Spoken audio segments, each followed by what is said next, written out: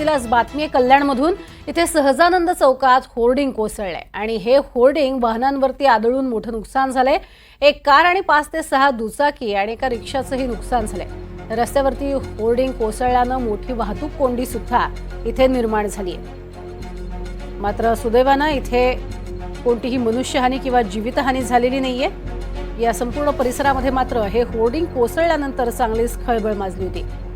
कल्याणमधली ही दृश्य आपण बघतोय, ज्या ठिकाणी हे होर्डिंग कोसळलेलं आहे।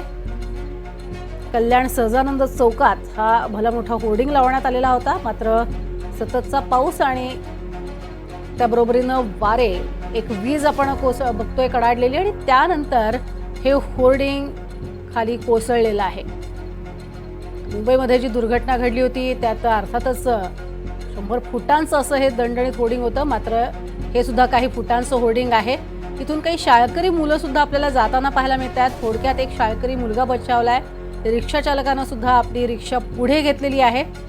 मात्र काही जण याच्या खाली आल्याची सुद्धा भीती वर्तवली जाते। सीसीटीव्हीतनं येणारी काही दृश्य समोर येत आहेत। एक छत्री घेऊन जाणाऱ्या मनुष्याच्या अंगावर हे होर्डिंग कोसळले, तर एक विद्यार्थी मात्र अगदी थोडक्यात बचावलाय। रिक्षा चालक सुद्धा अगदी थोडक्यात इथून बचावलेला आहे।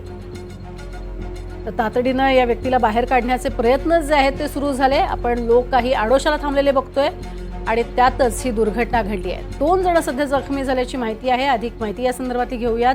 अमजद खान आमचे प्रतिनिधी आपल्या सोबत आहेत। अमजद, काय सध्याचे अपडेट्स आहेत?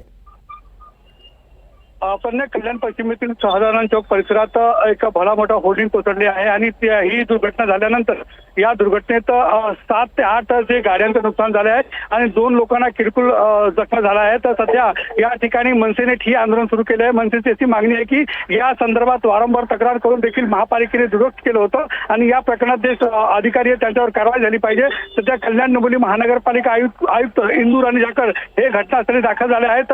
सध्या ते पोलिसांकडून मनसे कार्यकर्त्यांना हे समजवण्याचा प्रयत्न केला जात आहे। मात्र मनसे कार्यकर्ते ठाम आहे, अधिकाऱ्यांवर कारवाई झालीच पाहिजे, कारण की घाटकोपरच्या घटनेनंतर कल्याण डोंबिवली महानगरपालिकेत जे सर्वे करण्यात आला त्यामध्ये मोठ्या प्रमाणात बेकायदेशीर जे होर्डिंग आहे ते निष्पन्न झाले होते, तरी पण महापालिकेने कारवाई केली नाही। त्याचा ही मोठी घटना घडली आहे। कल्याण पश्चिमेतील हा मुख्य रस्ता आहे आणि या मुख्य रस्त्यावर ही घटना घडल्याने एकच खळबळ आहे, कारण की मोठ्या प्रमाणात या ठिकाणी नुकसान झालं आहे। जीवितहानी झालेली नाही, परंतु ज्या प्रकारे ही होर्डिंग कोसळली आहे त्या प्रकारे एक चिंतेचे वातावरण या परिसरात आहे आणि या परिसरात आणखी देखील मोठ्या प्रमाणात होर्डिंग आहेत। सध्या महापालिका आयुक्त जे आहेत या ठिकाणी दाखल झाले। आता पुढची काय कारवाई केली जाते, पोलिसांकडून काय गुन्हा दाखल होतो हे पाहणे महत्त्वाचं ठरणार आहे। प्रज्ञा, आमच्या सगळ्यात महत्त्वाचं म्हणजे कोणाच्या हद्दीमध्ये हे होर्डिंग होतं हे कळू शकलेलं आहे का?